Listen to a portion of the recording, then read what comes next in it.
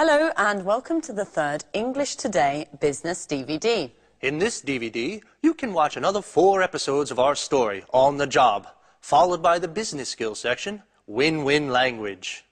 We'll then look at the following topics: note-taking and report writing, Different levels of formality, the various grammatical forms we use to talk about the future. and the writing styles used in email communications.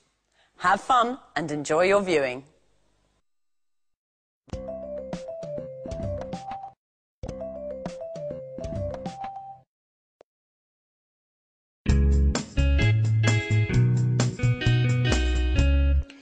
I've called you in today to bring you up to speed on our new cookbook series. Anne's going to take notes, from which we'll then develop a detailed outline of the work in progress, and then set the deadlines. So Gary, which authors have we contacted? We've got in touch with Jones, Bradford, Smith, Fox, and Grant. Unfortunately, we haven't been able to contact Tchaikovsky. I think he's abroad at the moment. What? Sorry.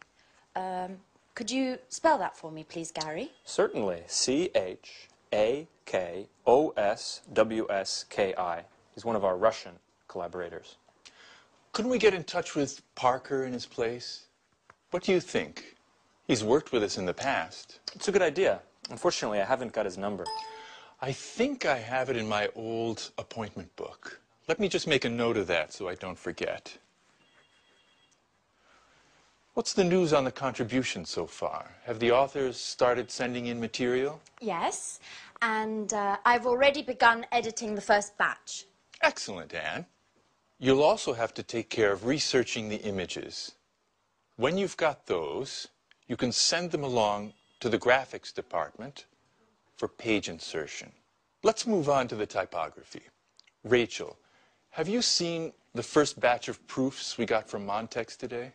Yes, Mr. Stevens. Great work, I must say. It seems to me that they've done an excellent job. Good. So it looks like we can trust them with this edition. Let's get a bid in immediately. Take note of that, Rachel. Yes, Mr. Stevens. I'll call them as soon as we finish this meeting. One last thing. We haven't found a title for this series. Do you have any ideas? Come on. Use your imagination. I want something original, something catchy. Nothing? Okay, then that's your first task. Do some brainstorming to come up with some ideas, and then we'll go through them together. Why the long faces? There's nothing to worry about. You're a great team. I'm sure you'll think of something interesting. Okay?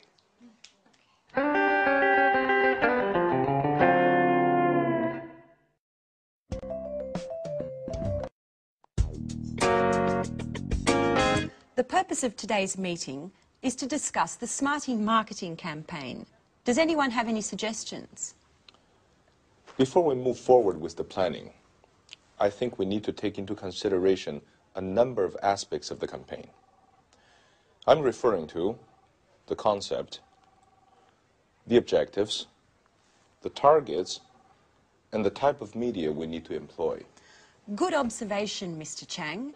Getting our ideas clear before we move on to the direction and score of our marketing drive is an excellent idea. What do you think, Paul? I'm in complete agreement with you. First, we need to set our objectives for this campaign. We need to decide upon our focal points in terms of brand communication. Could you explain what you've written on the board there? That'll help us understand where you're going with this. Brand awareness rising will help potential clients become familiar with our products and the marketplace we're targeting. In our case, this type of campaign will serve to improve the image of Spectre in the Chinese market. But what about focusing the campaign on the product itself? A product campaign is generally much more focused and serves to meet different objectives. Above all, it can help communicate the unique characteristic of the product to help it stand out in its marketplace. Of course, this can eventually bring positive results to the entire line of products. And in your opinion, what type of campaign best suits our needs? Well, considering that the Chinese market is new for us, I'd choose a campaign focusing on brand awareness with a simple but effective message, such as our company provides sporting goods with a high-tech edge, and then follow up with a successive campaign focusing on the Smarty. Are there any comments on Paul's proposal? I'm in complete agreement with him. Great. Would you like to add anything, Paul? Not for the moment. Well, if there are no objections, I'd like to move forward on this. Our next step is to contact a marketing agency. Could you take care of that, Paul? Certainly, Victoria. Well, if there's nothing else, I really need to get going. Oh, my goodness, look at the time. You're always busy, aren't you, Mrs. Lee? I think you work too much. Well, actually, I need to go to my son's school play. I promised him that I wouldn't miss it for anything in the world. Well, then get a move on. Children always come before business. What are we doing now? Let's go for lunch.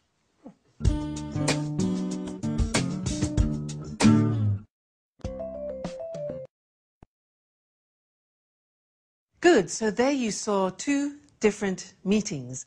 And now let's talk about report writing after meetings, because it is important. You have to keep a record of things that happen in meetings. But it's not easy, and people are usually very bored with writing reports. So I want to try and give you a few tips of how to improve your report writing. So let's use the screen.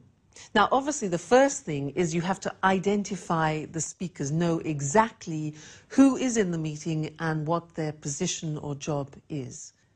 Now, the second thing is to write brief summaries of the main points. Now, it's important to keep these brief. For example, Victoria's meeting. Let's think about that. Can you remember the content of that meeting? Well, we could say that the main points were, number one, brainstorming on the Smarty marketing campaign. That was the general activity at the beginning. So the first thing was brainstorming on the Smarty marketing campaign. Then the next important thing was setting objectives for the future steps. The third thing they talked about was the brand awareness of the campaign for China. That's the third most important thing.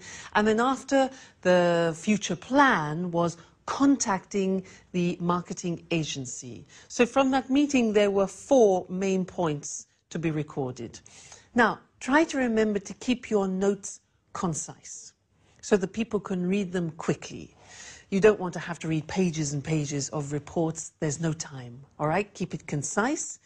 Then try to highlight, and this is very important, highlight the decisions made and the conclusions, because that's more important than saying what has been said. We want to know the conclusions, we want to know the decisions taking. And another important thing, probably the most important thing, is the action that is going to have to be taken in the future. So what are the actions to be taken, all right?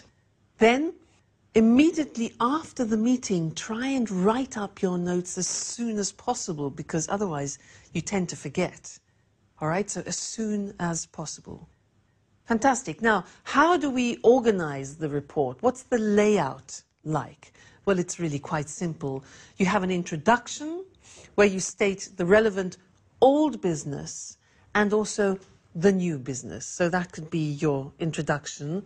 Then in the main part, you specify the main discussion points of the meeting, as we mentioned before. And then in the conclusion, in the summary, you talk about the decisions and about the actions. So That would be an efficient report, not too long, the most important decisions, the most important conclusions and actions for the future. All right? Now, often in reports, we abbreviate language to make, again, the report shorter. And I want to look at some of those common abbreviations with you now. Look at the screen. E.g. means, for example. I.e. means that is.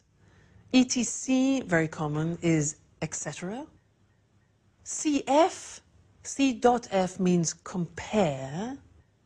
C or CA means about or approximately. NB means note, take note of this. Approximately. DEPT is department. Which is EXCL, means excluding. IMP dot is important. INCL means including. LTD is limited, often to describe companies. NO is number. P or PP is page or pages. PROBS, P-O-R-B-S, PROBS, problems. RE, with reference to or concerning. REF is reference, just reference. V dot is very, and S/T is something. Now, these are very, very common abbreviations, and you can use them freely in your reports. It shortens the task. All right, so remember, when you're writing reports, keep it short, keep it concise and to the point. Concentrate on the decisions taken, the conclusions, and the plans for future actions. All right? Well, thank you very much, and we'll meet again in the next lesson. Bye.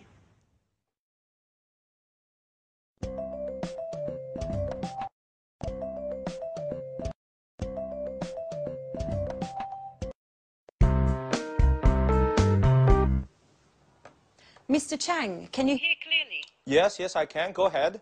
Okay, then let's begin. So, Paul, how's the marketing campaign coming along? We're putting together a complex communication strategy that's going to leverage different channels, from TV spots and radio jingles to magazine runs and banner advertising on the internet. The internet? Are you sure that'll bring about results? Absolutely, Victoria. The internet has enormous potential. Web marketing is direct and allows for niche advertising that builds better rapport with our clients. Isn't that right, Mr. Chang? Yes, even if it's true that not all Chinese families have a broadband connection like you do here in the West. The internet is still very popular in China, especially with the young.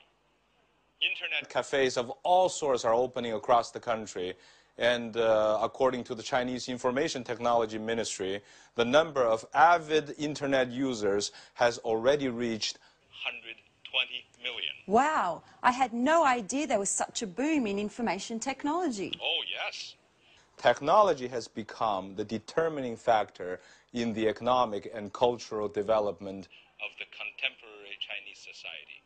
Above all, it's young adults who are influenced by these new communication media.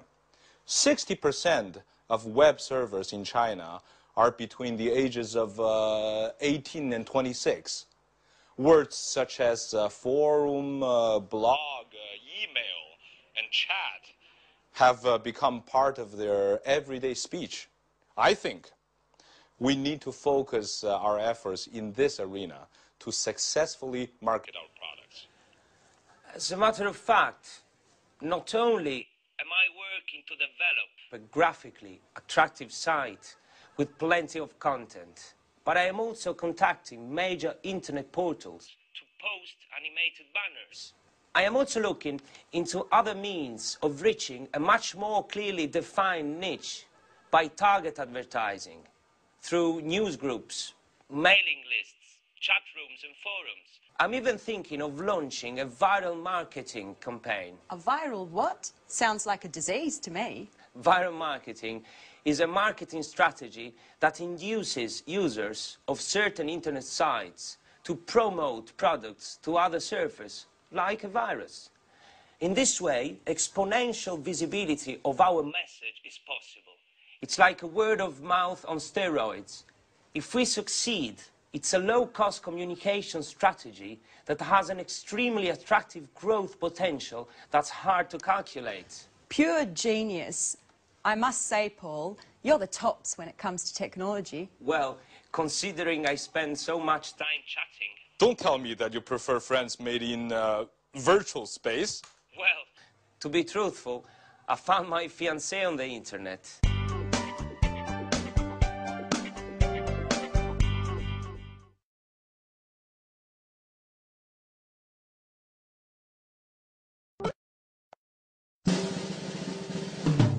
Gary, did you get that email problem fixed?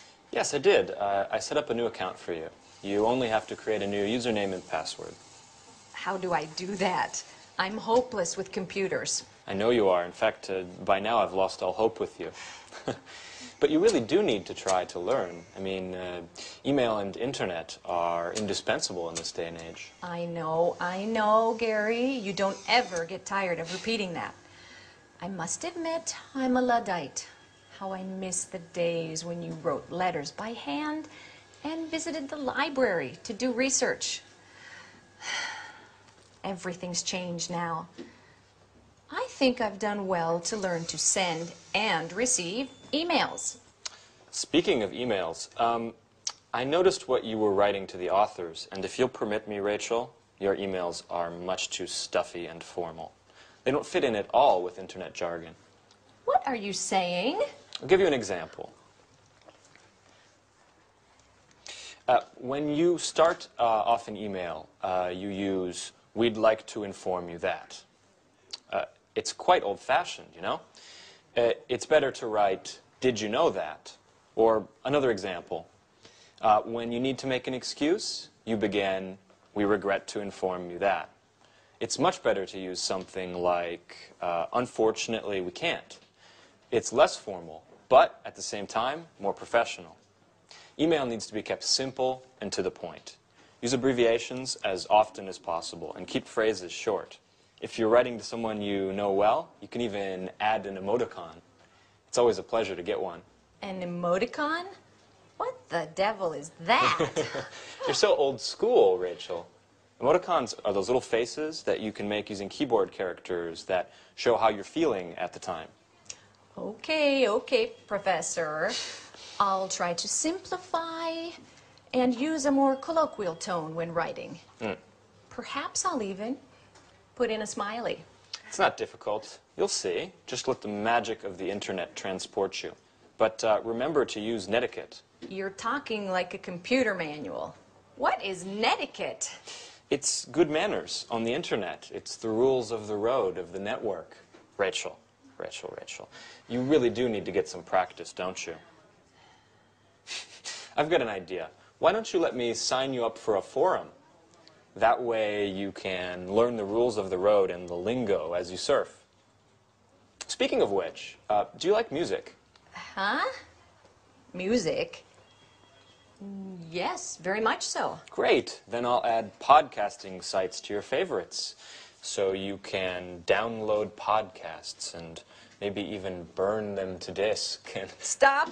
Gary, oh, you're driving me crazy. I don't understand a word. Besides email, I have no desire to learn any of it. None of it. Do you understand?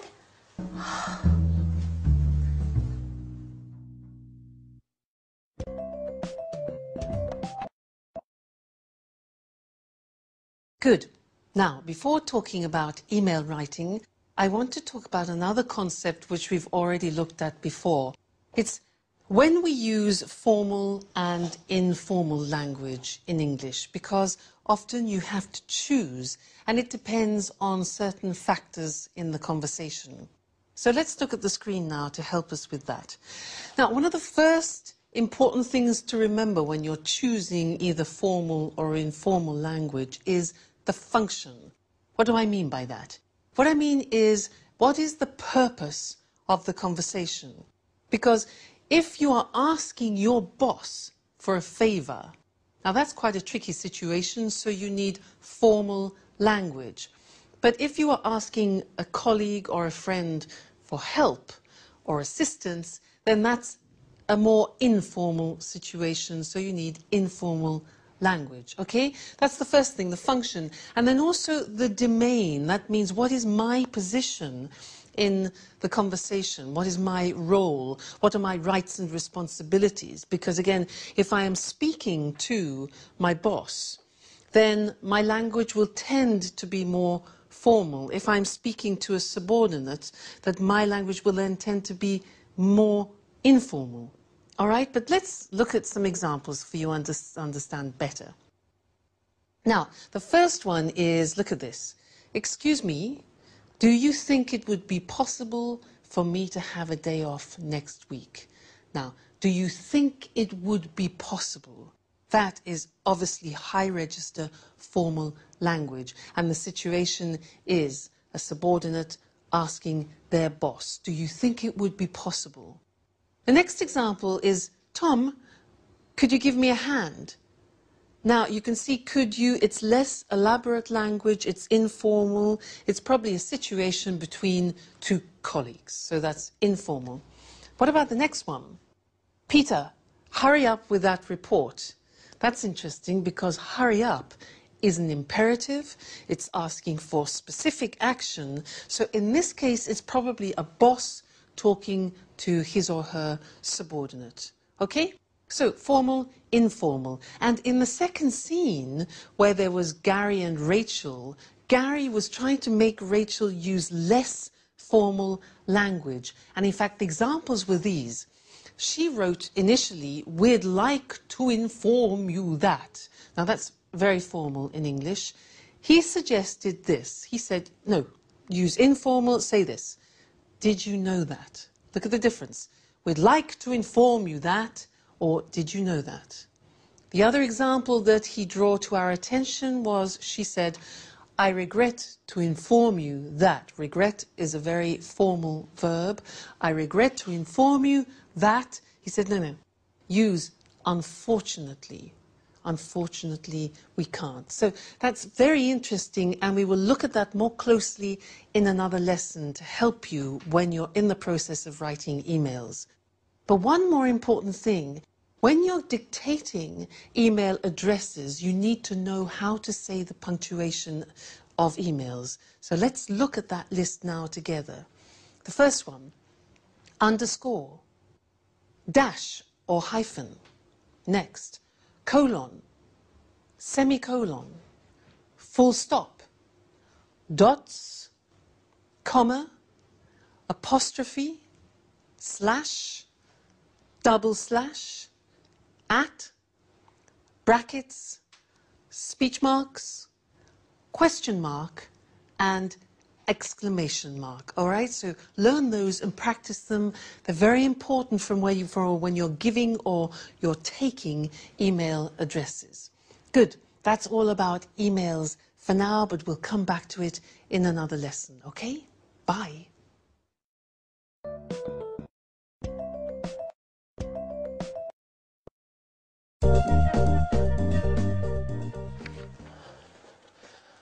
Hi, Victoria. Hi, Paul. Paul, what's the matter? You look awful. What? Haven't you heard? You know I've been away for 4 days. My boy was sick and the babysitter went to visit her mum. Did something happen while I was away?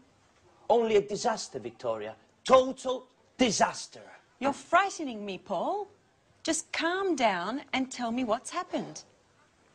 Spectre has been bought by a Japanese multinational.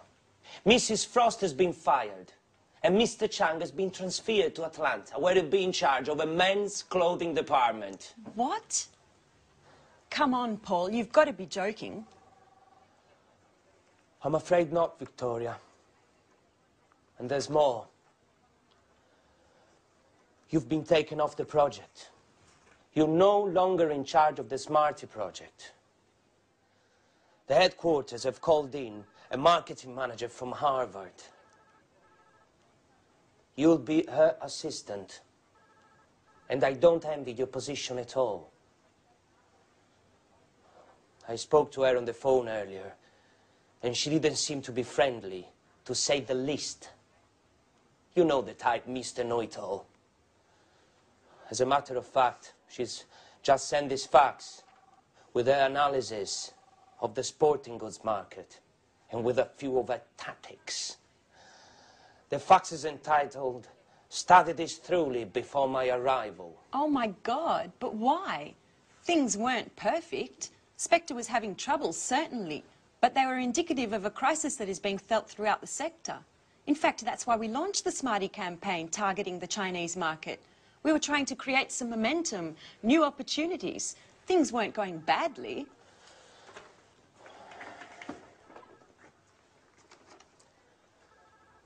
To start with, no. But then, the current negative trends were felt in this area as well. Low salaries were eroding consumer confidence, forcing us to raise prices to keep profits up. Add to that, the competition that literally beat us over the head. It's very difficult to compete in a market where raw materials and labor costs are so low. The final result was an excellent, high-quality product that was priced out of the market, which prevented us from competing. I know, but we were creating a niche market for ourselves. Yes, but the revenues were too marginal. In any case, we'll get the details at the meeting this afternoon. Mrs. Frost and Mr. Chang will be there. And possibly even our new boss, Helen Collins. Speaking of which, here is her outline. Make sure you study it well.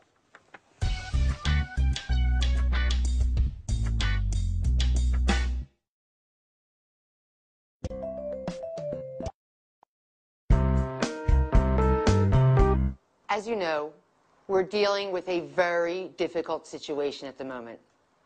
On the one hand, our revenues are sinking due to price battles with our competition and the fact that consumer demand continues to decrease. On the other hand, our internal costs continue to rise. The result is a significant fall in profits, which has forced us to sell out to a Japanese multinational. It's not a pretty picture. Couldn't we have considered corporate overhaul? Anything would have been better than this drastic solution. Improving company efficiency calls for massive investments that we are just not in a position to make. And with our books in the red, we couldn't move forward with these investments, not to mention the personnel cuts we would have had to endure. Believe me, Mrs. Lee, before we went ahead with the sales of Spectre to the Makiko Group, we took a number of other solutions into consideration.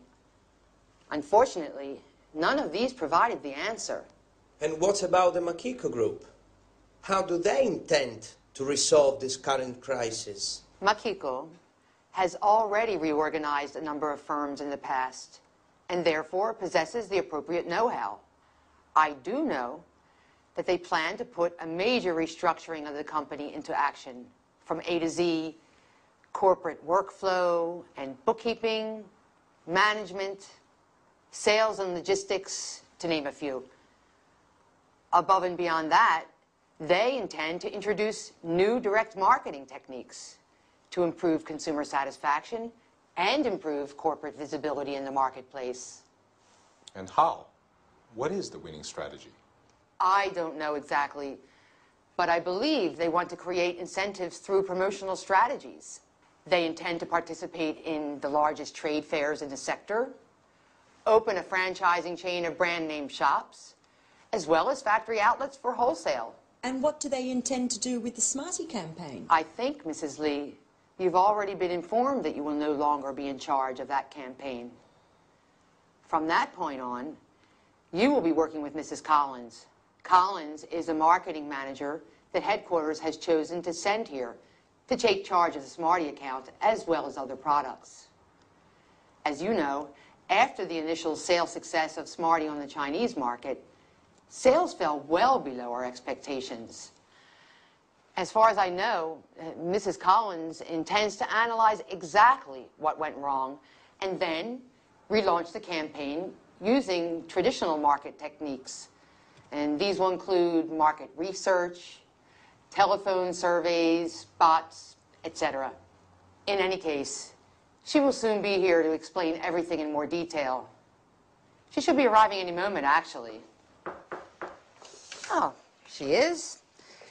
May I introduce Mrs. Collins, the new marketing manager for Spectre? Mrs. Collins, this is yours. Let's not waste time with these introductions. We've got plenty of time for that later. I'd like to get down to brass tacks now. Have you all studied my outline?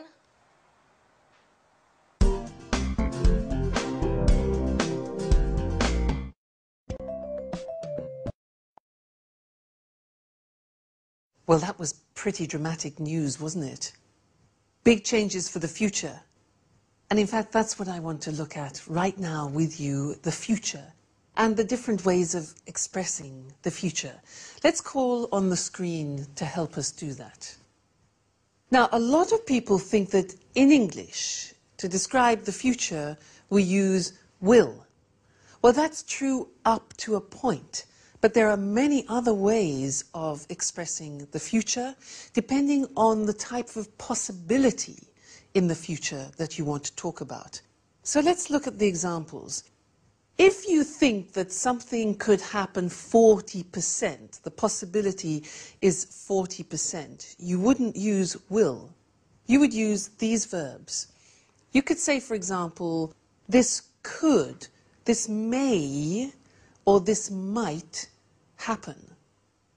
Or this could, may, might not, the negative, create a problem. You see, these verbs here, could, may, and might, express 40% possibility of something happening in the future. Okay? Let's increase the possibility to 80%, and we need to change the verb. So the example would be, this shouldn't create a problem. So should expresses more 80% of possibility. Now there's another very interesting way of expressing this 80% of possibility. Maybe you don't know it. It's this. This is likely to create a problem. Now likely means probable. So this is likely to create a problem. The verb to be plus likely. Now if it's the negative form, we would say this is unlikely to create a problem. All right? Important, you'll hear it a lot describing future possibility. Then if you want to make a very strong prediction for the future, so we're talking about 100% possibility, that's when we use will, because we relate it to a strong prediction. And the examples are, this will create a problem. The negative would be, no, this won't particularly create a problem. Okay, this will and this won't create a problem. And in fact, in the video episode that we heard, the example that Paul said was, you'll be working with Mrs. Frost. That's what he said to Victoria. You'll be working with Mrs. Frost because that's a strong prediction. All right, so that's interesting. Different ways of expressing future possibility. Could, may, might, 40%. Should, likely, unlikely to, 80%. And then will for 100% prediction. Okay, so that's all we have to say for the time being on the future. Remember, different ways of expressing the future. Okay, that's the end of this lesson, and I look forward to seeing you again in the next one. Bye.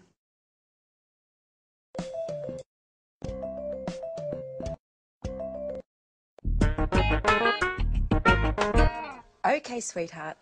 And remember, do all your homework, and then you can watch those cartoons you like so much on TV. I better get going then. Okay, bye. You do know, don't you, Mrs. Lee, that personal calls are not allowed during working hours? It was just a short call, Mrs. Collins. I was just checking in on my son. Don't you have any children? I do not. I don't care for children. Now let's get back to work. We've already wasted too much time with the small talk.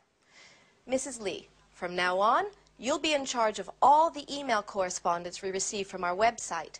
Keep in mind that I expect satisfactory replies. Specifically, do not try to argue with anyone. Just come up with results. Invent something. We have to win our customers' trust. They have to know we can satisfy any desire they may have, even if we can't. But, Mrs. Collins, I've never been responsible for responding to clients' emails. Our personnel in customer service usually take care of that. I don't care how things were done in the past. Today we're off to a new start, and you'll take care of the tasks that I assign you. Have I made myself perfectly clear? I do not like to be challenged. Oh, by the way, Mrs. Lee, speaking of email, you'll soon be receiving your work schedule for next week. Goodbye.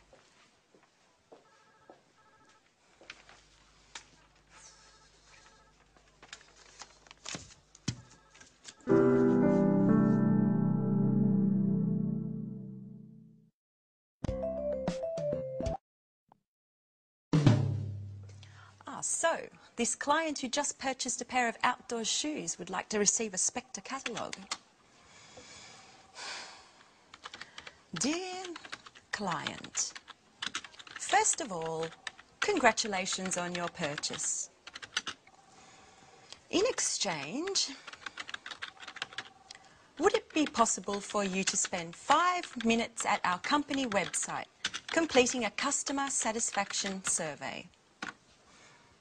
Please do not hesitate to contact us with any questions you may have concerning our product.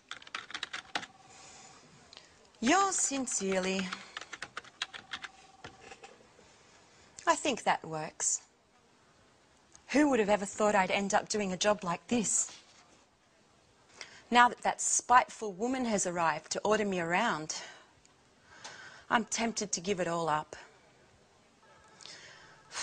I wish I had a more creative position.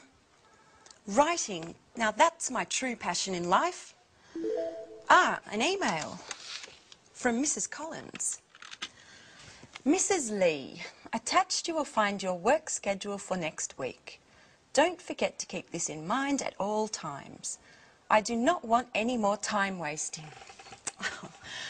She manages to be a royal pain even when writing an email. I don't think I'm going to hold up for much longer. Another email? What the hell does she want this time? Ah, no, it's from Mr. Chang. Dear Victoria, before leaving, I wanted to send my regards. I'm truly sorry that things have gone so terribly wrong. We worked very well together, and I highly appreciate the mutual respect we had for one another. I know that between you and Mrs. Collins there's no loss of love. You'll have to believe me when I say that I find her highly unlikable as well. Stiff upper lip. You're an asset to this company and I'm sure you'll do very well. It's been a great pleasure knowing you and please keep in touch. Let me give you one last piece of advice. In China, when we are sad or angry, we have a way of relaxing which always works. We close our eyes and have a good laugh. Try it and you'll see that it works. Ah, Mr. Chang, I'm going to miss you. He really was a nice person to have around. Let's try his method.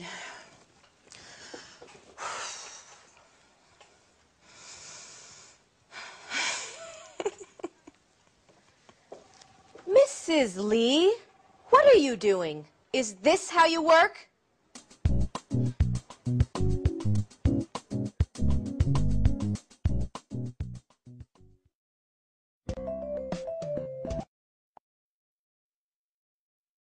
Emails, emails, emails. And that's what we're going to talk about now. Because when you're writing emails, you need the flexibility to be able to move from a formal style of writing to an informal style of writing.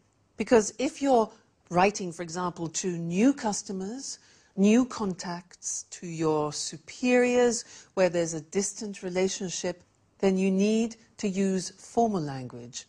If you're talking to colleagues and friends, with people with whom you have a well-established relationship, then you can use informal language. But you need to be able to move from one to the other with ease, and it's not so simple. So I'd like to give you some examples of differences between formal and informal expressions that we very often use in emails. Let's look at the screen to help us with this. Now, look at this example here. Very often we might begin an email in a formal way with this phrase. Further to your email of the 7th of July. Notice, further to your email. Now that's formal. How would we say that informally? Well, we would just write your email of. R-E, your email of. That's the informal way. Now, you try and guess every time the informal way. I will give you the formal way, okay? I apologize for not answering, but... You see, that's very formal. I apologize for not answering the gerund, but... What's the way of saying that in an informal situation? Yeah, you could say just simply, sorry I didn't answer, but. All right? Sorry I didn't answer, but. Next one. I'm writing with regard to the invoice of blah, blah, blah. I'm writing with regard to. How can you make that informal? Okay, we could say something like, just a note about invoice 7, for example. Just a note about. That's informal. Next one. I'm delighted to tell you that we won, for example, the business. I'm delighted to tell you is formal. Informal? You could say just simply, good news. We won the contract. All right? Good news. Next one. Again, very, very formal. I regret to inform you that we... I regret to inform you that. That's a formal verb, regret. What can you say informally? Just simply, unfortunately. Unfortunately, we lost the business. Okay, so you can see the difference. Very often the informal is much shorter and more concise and more familiar, obviously. Next one. Please find attached. Now that's when you're sending documents. The formal way usually is, please find attached documents, blah, blah, blah, blah, blah. Informally, yes, you could say, I've attached the following documents, blah, blah, blah, blah, blah. All right, next one. I'd be grateful if you could. Now, here are 3 typically formal expressions that we use very often in emails. Listen to these. I'd be grateful if you could. I wonder if you could. I wonder means it's a thinking process. Do you think you could? Now, English is full of very polite language, and that's an example. How can you make those less formal? Yeah, simply by saying, please could you, or please can you, right? Next one. Do not hesitate to contact me should you need any further information. Now that is a classic phrase that we use in emails. Do not hesitate to contact me should you need any further information. It's formal. How do you make it informal? Well, we could say, let me know if you need anything else. Quite simply, let me know if you need anything else. All right? Next one. At the end, often, of emails, you could say, I'll inform you on any developments. I'll inform you on any developments. Let's make that informal. We can say, I'll keep you posted. I'll keep you posted, which is an unusual expression. To keep someone posted, you need to learn it by heart, okay? And the last one, again, is a classic phrase.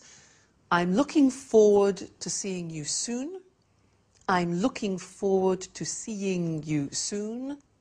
Informally could be just see you soon. Best wishes. All right? Good. So I hope that helps you be able to expand your repertoire of formal and informal language, because it's important for you to give the right impression when you're writing. Good. So that's all for now about emails, and see you again in the next lesson. Bye.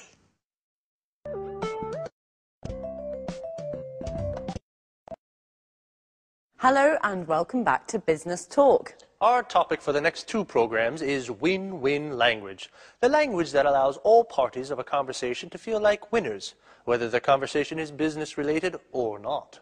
Eric and I will be demonstrating how the use of win-win language in an argument, a negotiation, or even an informal chat can ensure that both speakers involved come away satisfied.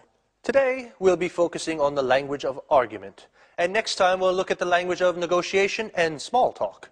So, how can we present an argument in the best possible way? Win-win language is the answer. When you make a business proposal or a request, you win your case. And this is the important part. You make the other party feel that they've won too. You both win. Hence the name win-win. Now, listen to Lucy carefully asking for an increase in an advertising budget. Afterwards, we'll consider if we'd accept her request or not. Well, as you know, our new product Smarty is not selling as well as expected. I don't think it's possible to solve this problem without spending more on advertising. If you'd accepted my original proposals, things probably wouldn't be so bad. I think the product is good, but if you don't increase my advertising budget, there's no way that Smarty will be successful. I'm asking for an increase of at least 15%. If I'd had this money last year, I could have organised a much more effective campaign. I can't produce great results without the necessary resources. Well, I think we can safely say that that's not what we mean by win-win language. I know I'd be reluctant to agree to a request presented that way. Well, you'd be absolutely right, because I didn't mention any of the benefits of my proposal. I didn't use any facts to support my case, and my attitude was very negative. I said what I didn't want, rather than what I did want. Okay. Now, listen to me present the same request. Good morning, everyone. This morning, I'd like to propose an increase in our advertising budget of at least 15%. This may seem a lot, but there are 2 good reasons why we should agree that this increase is necessary. Let me try to explain as simply as possible. First, our new product, Smarty, as we all know, is vital for the survival of our company. It is therefore essential to give Smarty the very best advertising campaign that we can. What's more, we should do all that we can to ensure that Smarty is not just a success, but a real market leader.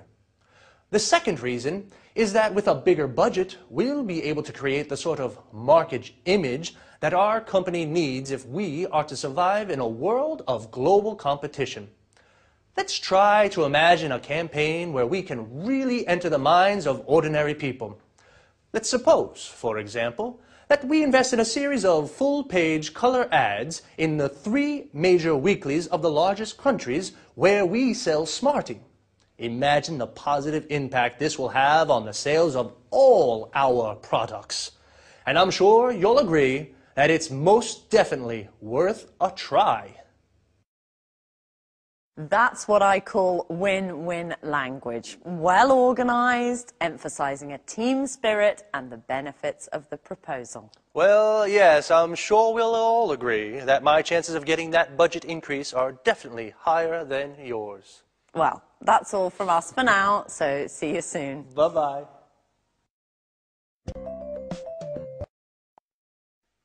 Now, let's take a closer look at exactly why my request was more convincing than Lucy's. Well, if we consider the 3 fundamental points that are the basis of all communication strategies, simplicity, organization, and language, and look back at our presentations, we can clearly see that Lucy hadn't organized what she wanted to say. She didn't mark each point clearly, and she created a barrier between herself and her listeners with her repeated use of I and you. Here are just a few examples from Lucy's request. I don't think it's possible. If you'd accepted my original proposals, if you don't increase my advertising budget, there is no way that I'm asking for, I can't produce great results without. Remember, team spirit? Well, it's very important in win-win language, because if you and the person you're speaking to are on different teams, it means there will be a winner and a loser could be you. Notice also how Lucy's attitude and language are very negative. If we look at my budget increase request, we'll see a very different approach. First of all, I presented my case in a logical way. People react positively to ideas that are well organized. I marked each point clearly with opening sentences like, "Let me try to explain. First, it is therefore essential to, what's more, we should. The second reason is that we will be able to. Let's try to imagine a campaign where we can. Let's suppose, for example, that we invest in." These opening structures are very useful. They organize your presentation logically and therefore make it clear and simple to understand. Notice, too, how the use of we and are make a huge difference. It puts the speaker and the listener in the same team and makes it possible for both to be winners. As well as organization, simplicity, and language, here are a few argument strategies to help you win your case. Present your proposal in a logical way. Emphasize the benefits of your proposal. Choose 2 or 3 strong arguments. Too many reasons can weaken your case. Be positive. Say what you want, not what you don't want. Use facts and figures to support your request.